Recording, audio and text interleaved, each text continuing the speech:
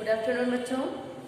आज मैं आपको छंद का रिवीजन करा रही हूँ, जिसको पहले भी मैं आपको पढ़ा चुकी हूँ। इसमें देखिए छंद कक्षा 10, 11, 12 तीनों ही छात्राओं को पढ़ना है, लेकिन कक्षा 10 की छात्राओं के लिए केवल सोरठा और रोला दो ही छंद पढ़ना है। तो आज मैं सोरठा और रोला दो छंद पढ़ाऊंगी।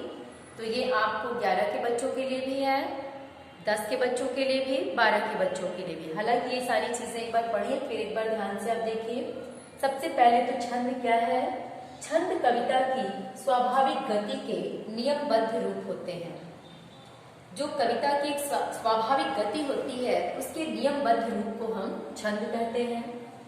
छंद के आदि आचार्य पिंगल को माना जाता है। छंद के जो आदि आचार्य थे वो पिंगल को माना जाता है, इसीलिए छंद को पिंगल शास्त्र भी कहा जाता है। छंद को पिंगल शास्त्र क्यों कहते हैं? क्योंकि इसके आचार्य पिंगल थे। अब देखिए, प्रत्येक छंद चरणों में विभाजित होता है, जिसे पद या पाद कहते हैं। जो छंद होता है हर चरण में विभाजित होता है, 2 चरण, 4 चरण, 6 चरण, जिसको हम पद या पाद के नाम से भी जानते हैं। अब देखिए, कुछ नीचे लिखे हुए वर्ण हैं जिनको हम गुरु मानते हैं, क्योंकि छंद की गणना कहीं वर्ण के आधार पे करते हैं और कहीं मात्रा के आधार पे। तो किसको लघु मानेंगे, किसको गुरु मानेंगे, जब इस चीज की जानकारी हमें होगी तभी हम मात्राओं की गणना के आधार पे छंद को समझ पाएंगे। ये कौन सा छंद है, सममात्रिक है या अर्धसम मात्रिक है या विषम है। तो सबसे पहले ध्यान देने वाली चीजें हैं कि कौन से वर्ण गुरु माने जाते हैं। तो दीर्घ स्वर वाले, जितने भी दीर्घ स्वर वाले, जैसे आ, ई, उ, ए, ओ, यानी अनुस्वार, ये आपका दीर्घ स्वर जितने भी हैं ये आपके गुरु माने जाते हैं। गुरु का निशान आपका ये होता है। गुरु का निशान देखिए मैं यहाँ बना रही हूँ, ये है जिसको हम लोग गिनती 2 करते हैं। इसकी गिनती 2 में करेंगे। और संयुक्त वर्ण से पूर्व के वर्ण, जैसे संयुक्त वर्ण कोई है, जैसे क्या लिखा है, इसके साथ ये जुड़ा हुआ है, य पे अगर आ की मात्रा नहीं भी होती तो इसको हम क्या मानते? गुरु मानते। या सस्ता, कोई भी ऐसा संयुक्त वर्ण होगा, वो उसके पूर्व के जो वर्ण होते हैं वो गुरु मान लिए जाते हैं। विसर्ग वाले वर्ण जैसे अंतःकरण, तो विसर्ग वर्ण भी गुरु माना जाता है। हलंत वर्ण गिने नहीं जाते, जो हलंत होते हैं वो गिने नहीं जाते हैं, किंतु उसके पूर्व का जो वर्ण होता है वो गुरु मान लिया जाता है। अब देखिए, गणों को समझने के लिए एक सूत्र है जिसका नाम है, जिसको हम लोग संक्षेप में यमाता राज भानस लगा, ऐसे याद करेंगे तो भूल जाएंगे, ऐसे भूलने की चांस नहीं होती है। इस सूत्र को एक रूप में यमाता राज भानस लगा, तो इस प्रकार से गणों की संख्या 8 होती है। इस सूत्र के अनुसार गण कितने होते हैं? 8 होते हैं।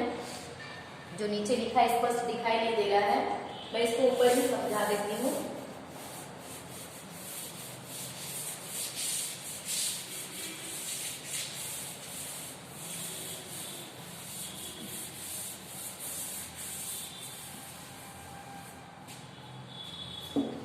बच्चों आपके जो 8 हैं, यानी इससे कितने गणों का स्वरूप ज्ञात होता? 8। ये सूत्र आपका है यमाता राज भानस लगा।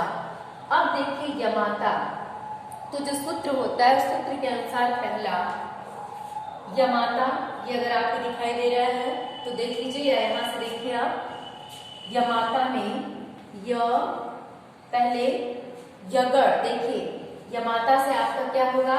यगड़। अब यगड़, ये पहला आपका सूत्र क्या हो गया? यगड़। यगड़ से आपका ये बनेगा यमाता, यमाता। अब इसमें जब मात्रा हम लगाएंगे तो य पे क्या आएगा? लघु, क्योंकि इसमें कोई मात्रा नहीं है। म पे आ की मात्रा है तो हो जाएगा गुरु, त पे आ की मात्रा है तो ये हो जाएगा गुरु। ये संकेत चिन्ह है, ये समझने के आपके संकेत चिन्ह है। तो यमाता राज भानस लगा, इसके 8 गण जो बन रहे हैं, उस गणों में मात्रा कैसे लगता है ये मैं आपको दिखा रही हूँ। यगड़, यगड़ से पहला तीन आपका हो गया य माता। तो य जिसमें कोई मात्रा नहीं है तो लघु हो गया। म पे आ की मात्रा गुरु, त पे आ की मात्रा गुरु, तो ये आपका यमाता।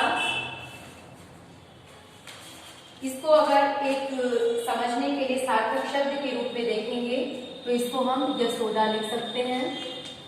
एक सार्थक शब्द, जैसे यशोदा पे स पे ओ की मात्रा है, ता पे आ की मात्रा है, ये हो गया लघु गुरु गुरु, पहला गण हो गया। दूसरा गण आपका है य माता। अब देखिए म, अब यहाँ क्या आ रहा, य माता राज भानस लगा, तो अब यगड़ के बाद आपका आएगा मगड़। क्या हो जाएगा, यगड़ मगड़। मगड़ में क्या होगा, मा ता रा, ये हो गया मा ता रा। अब इसमें एक सही शब्द के लिए आप मायावती लिख लीजिए, मायावी लिख लीजिए। अब इसमें तीनों में क्या है आपका गुरु है, क्योंकि सब पे व पे बड़ी है, बाकी इधर आपका आ का मात्रा है। इस तरह से तीसरा गण आपका बनेगा तगड़, क्योंकि यहाँ देखिए य हो गया यगड़, म हो गया मगड़, त से आपका क्या होगा तगड़, त से क्या हो जाएगा तगड़। तगड़ में आपका ये हो जाएगा ताराज, क्या हो जाएगा ताराज। अब ताराज के लिए एक शाब्दिक शब्द लिख लीजिए तालाब, एक शाब्दिक शब्द हो गया आपका तालाब, तो तालाब, यहाँ भी गुरु, यहाँ भी गुरु, यहाँ क्या हो जाएगा लघु, क्योंकि यहाँ मात्रा नहीं है। अब चौथा गण आपका क्या आता है, यगड़ मगड़ तगड़ र बचता है तो हो गया रगड़, चौथा सूत्र रगड़ है। तो अब रगड़ से यहाँ तक आप आएंगे तो रा ज भा, क्या हो गया रा ज भा। अब राजभा के लिए सार्थक शब्द राम जी लिख सकते हैं, जिसमें यहाँ गुरु लघु गुरु, ये हो गया तीसरे चौथे गण में आपका। पांचवा गण क्या आपका आता है, रगड़ तो हो गया, अब क्या आएगा ज, तो जगड़ हो गया, यहाँ आपका होगा पांचवा जगड़। अब जगड़ में ज भा न, अब यहाँ आपका ये तीन एक साथ क्या हो जाएगा ज भा न। अब यहाँ देखिए जभान लिखे हैं तो इसके लिए शाब्दिक शब्द देख लीजिए, तो जिसपे लघु गुरु और लघु है, तो जलेश देख लीजिए, लघु गुरु लघु, ये आ गया आपका, क्योंकि यहाँ देखिए जबान पे लघु गुरु लघु। अब जगड़ के बाद क्या आता है भ, तो भगड़ हो गया आपका छठवां गण भगड़। भगड़ में क्या आ गया भानस, ये एक साथ क्या हो गया आपका भानस। इसके लिए शाब्दिक शब्द देख लीजिए, भारत मान लीजिए लिख लीजिए, क्योंकि तीसरे गण में छठवें गण में पहला गुरु, फिर लास्ट का दो आपका लघु होगा, फिर सातवां गण आपका क्या आ रहा है भगड़ हो गया, तो बचा ये नगड़, तो हम लिखेंगे सातवें गण में नगड़। नगड़ के साथ आपका न स ल, क्या हो गया न स ल। सातवें गण में तीनों क्या हो गए, तीनों आपके लघु हैं, तो लघु के लिए सार्थक शब्द लिख लिए नगर, ठीक। अब उसी तरह से आठवां गण आपका आता है, आठवां गण में क्या बचा नगड़ तक हो गया। अब ये आठवां गण स बचा, तो क्या हो गया स ग ड़, सगड़। अब इसके लिए लास्ट में आपका ये क्या बचा स ल गा, स ल गा। अब इसके लिए अब यहाँ देखिए पहला लघु होना चाहिए, दूसरा भी लघु, तीसरा आपका गुरु होना चाहिए, ऐसा शब्द हमको ढूंढना है। तो सार्थक शब्द में हो गया सरिता, लघु लघु और गुरु। तो ये आपके जो सूत्र के अनुसार है 8 गण, ये 8 गण के अनुसार ये आपका उदाहरण के साथ लिखा हुआ है। तो ये अलग अलग आपको यगड़ बगड़ तगड़ रगड़ जगड़ भगड़ नगड़ सगड़ याद करने में दिक्कत होगा, तो एक साथ आप याद कर लीजिए यमाता राज भानस लगा, जिससे 8 गण बनते हैं। 8 गणों के साथ आपके ये उदाहरण भी इसी से स्पष्ट हो जाएंगे। य से यगड़ तो हो गया यमाता, दूसरा गण आपका म से शुरू, दूसरा अक्षर म है तो मगड़, म से मातार, मातारा, यानी तीनों में आपके गुरु है। फिर तीसरा आपका है ताराज माने तगड़, तो तगड़ से ताराज, दो गुरु और एक लघु। फिर चौथा गण आपका आता है रगड़, रगड़ में राज भा, दो गुरु लघु फिर गुरु। फिर आपका पांचवा गण आता है ज पे, तो जगड़ हो गया, तो जगड़ पे ज भा न, एक गुरु लघु एक गुरु। फिर आपका सातवां गण कहाँ आता है, छठवां गण भगड़ पे, तो भगड़ से आपका क्या बनेगा भानस, जिसमें पहला गुरु फिर दूसरा लघु फिर तीसरा भी लघु है। तो कहाँ लघु लगेगा कहाँ गुरु, यह आपको स्पष्ट हो गया होगा। और इस सूत्र को आप याद कर लेंगी तो मात्रा लगाने में और भी आपको आसानी होगी। अब इसके बाद मैं आपको आगे बताती हूँ।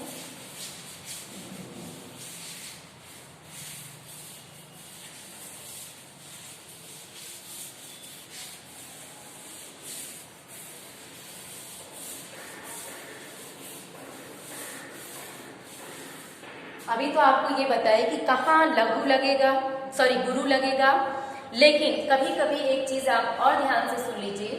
मात्रा की जब गणना हम करते हैं चरणों में, तो मात्रा की गणना करते समय कभी कभी उच्चारण को ध्यान में रखते हुए लघु को गुरु और गुरु को लघु अंतिम चरण को मान लिया जाता है। ये कभी कभी ऐसा होता है। और कहाँ कहाँ लघु लगेगा इस चीज को भी आप जान लीजिए। जैसे केवल अ है बिना मात्रा वाला, छोटी ई है और छोटा ऊ है, और चंद्र बिंदु, जहां ये होगा वहां आपका क्या लगेगा लघु। लघु का निशान क्या है, ये खड़ी पाई। अब देखिए वर्ण के प्रकार कितने, छंद के प्रकार कितने होते हैं। तो मुख्य रूप से छंद दो प्रकार के होते हैं। पहला आपका वर्णित छंद, दूसरा आपका मात्रिक छंद। अब देखिए वर्णित और मात्रिक छंद किसको कहते हैं।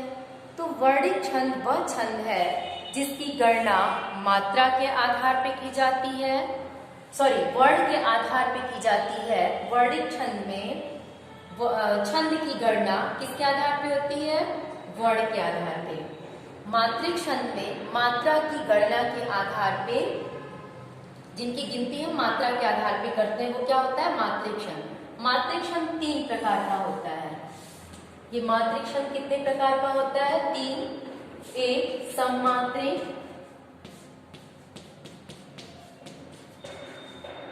दूसरा अर्धसम,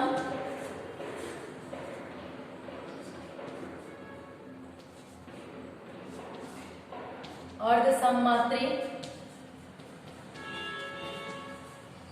और चौथा विषम मात्रिक। तो ये आपकी मात्रिक छंद में तीन प्रकार है, सम, विषम, अर्धसम। तो सम मात्रिक छंद क्या है, जिसमें मान लीजिए चार चरण है, तो चारों चरण में मात्राओं की संख्या जहां बराबर होती है उसको सम मात्रिक कहते हैं। जैसे चौपाई है, आपका रोला है, इसमें चार चरण होंगे तो चारों चरण में मात्राओं की संख्या बराबर होती है, इसलिए इसको हम लोग सम मात्रिक छंद कहते हैं। अर्धसम मात्रिक में जैसे आपका रोला है, सॉरी दोहा है और सोरठा है, इसमें भी चार चरण होते हैं, लेकिन प्रत्येक चरण में मात्राओं की संख्या अलग अलग होती है। वो जब दोहा और सोरठा की परिभाषा बताएंगे तो उसमें आपको बताएंगे। और विषम में जैसे कुंडलिया है, इसमें 6 चरण होंगे और हर चरण में अलग अलग मात्राएं होंगी, उसको हम लोग कहते हैं विषम मात्रिक छंद। तो अब देखिए अभी हम लोग जो पढ़ेंगे देख लेते हैं पहले सोरठा छंद को ही, कि सोरठा छंद क्या है।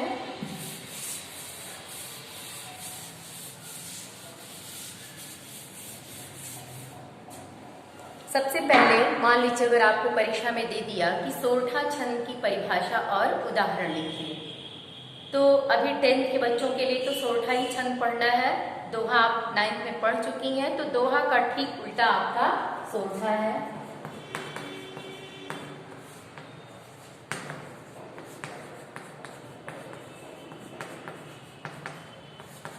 सबसे पहले हम ये जानेंगे ये कौन सा छंद है। तो यह अर्धसम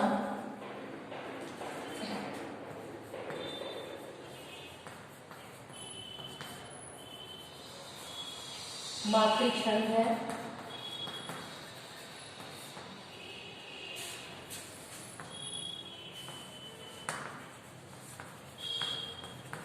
इसमें 4 चरण होते हैं और चारों चरण में मात्राओं की संख्या क्या होती है, 2 में एक तरह से होगी। देखिए, जैसे इसमें देखिए, इसको ऐसे भी लिख सकते हैं और इसको ऐसे भी आप कर सकती हैं, इस तरह से भी अर्ध लिख सकती हैं। तो इसमें यह अर्ध सममात्रिक छंद है और इसमें क्या होता है, 4 चरण होता है।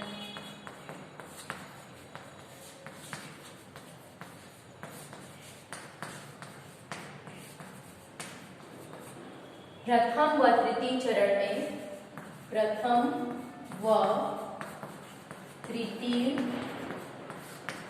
चरण में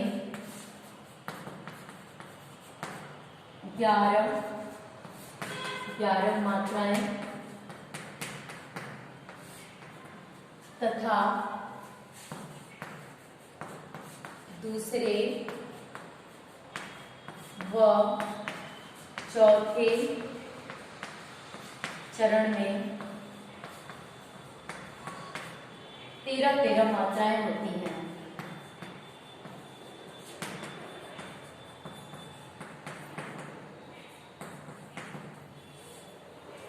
मात्राएं होती हैं। अब इसका उदाहरण हम लिखेंगे। ध्यान देना है बच्चों, आपको हमने ये पहले ही बता दिया है कि कभी कभी गणना के आधार पे जब 1 या 2 मात्राओं का अंतर आता है तो लघु को गुरु, गुरु को लघु मान लिया जाता है। जैसे लिखा है, नील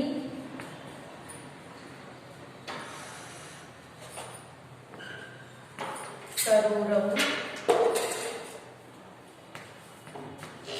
नील सरोरु श्याम तरुण अरुण बारिज नयन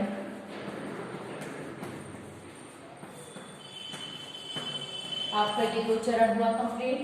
नील सरोरु श्याम तरुण अरुण बारिज नयन। अभी इस पे मात्रा लगाएंगे, पहले लिख लें।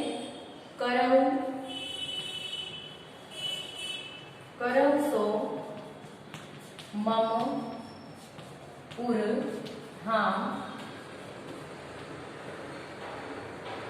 सदा क्षीर सागर शयन। ये आपका उदाहरण है। अब देखिए, इस परिभाषा के अनुसार प्रथम और तृतीय चरण में मात्राएं 11 होनी चाहिए, द्वितीय और चतुर्थ में 13 मात्राएं होनी चाहिए। जब इतनी मात्राएं इसमें निर्धारित होंगी तो हमको समझ में आ जाएगा कि यहाँ पे ये सोरठा छंद है। लेकिन एक चीज आपको कहा गया है कि जब कभी कभी गणना हम करते हैं तो एक मात्रा का जब अंतर आता है तो लघु को गुरु, गुरु को लघु मान लिया जाता है। अब यहाँ देखिए, न पे बड़ी की मात्रा है, गुरु हो गया। ल बिना मात्रा का है, लघु। यहाँ लघु लघु, ये र पे छोटा हो गया। अगर ये ऐसे होता तो ये बड़ा होता, लेकिन ये ऐसे नहीं, सरोरु, तो ये लघु हो गया, ये लघु। अब देखिए, स य के साथ जुड़ा हुआ है, य पे आ की मात्रा भी है। अगर मात्रा नहीं भी होता तो ये स इसके साथ जुड़ा है, तो ये आपका हो जाएगा गुरु।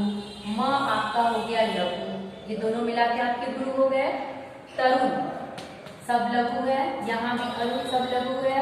बारिश ब पे आ की मात्रा है तो गुरु, र पे छोटी की मात्रा है लघु, ज आपका लघु, यहाँ कोई मात्रा नहीं है तो सब लघु हो गया। अब यहाँ से हमको गिनती करनी कितनी मात्राएं हुई। इसको हम 2 गिनेंगे, इसको 1 तो 2 3 4 5 6 7 8 9 10 11।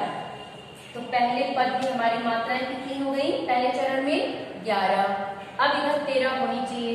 1 2 3 4 5 6 7 8 9 10 11 12 13। इधर 13 मात्राएं हो गई। अब इधर देखिए 1 2 3। अब यहाँ आप कहेंगे कि क्यों आप लघु लगा रहे हैं, तो अभी बताएंगे हम। पहले देख लीजिए 2 3 4 5 6 7 8 9 10 11। तो इस तरह से हमारी 11 मात्राएं होनी चाहिए, 11 हो गई। क्यों यहाँ लघु लगाए अभी बता रहा है। एक गुरु, देखिए यहाँ द पे गुरु लगेगा, आपकी मात्रा है 2 3 4 5 6 7 8 9 10 11 12 13। तो ये आपका 13 हो गया, ठीक। और यहाँ आपका 11। अब ये देखिए स पे हम ओ की मात्रा क्यों लगाए हैं, क्योंकि करम सुमम ऊर्ध्वम एक मात्रा यहाँ मेरा अधिक हो रहा है। तो देखिए इसको जब पूरे वाक्य का हम उच्चारण कर रहे हैं तो करते समय यही गुरु एक ऐसा है जिसका उच्चारण हम बहुत झटके से कर ले रहे हैं। करम सुमम ऊर्ध्वम, इस पे बहुत जोर देने की जरूरत नहीं है। लेकिन धा पे आ की मात्रा है तो धाम धाम ध पे हमको जोर देना पड़ रहा है, इसलिए इस धा को हम लघु न मान के हम सो को ही लघु मान लिए। करम सुमम ऊर्ध्वम उच्चारण करेंगे तो खुद ही आपको समझ में आएगा कि करम सुमम ऊर्ध्वम ध पे जोर दे रहे हैं, तो इसलिए ये गुरु ही होगा। यहाँ एक मात्रा अधिक होने के कारण इस ओ को हमें लघु बनाना पड़ा, नहीं तो ये आपका गुरु ही होता। समझ में आया बच्चों? तो आज के लिए थैंक यू। आप जरूर देखिएगा, आप याद कर लीजिएगा, आगे कल बताऊंगी।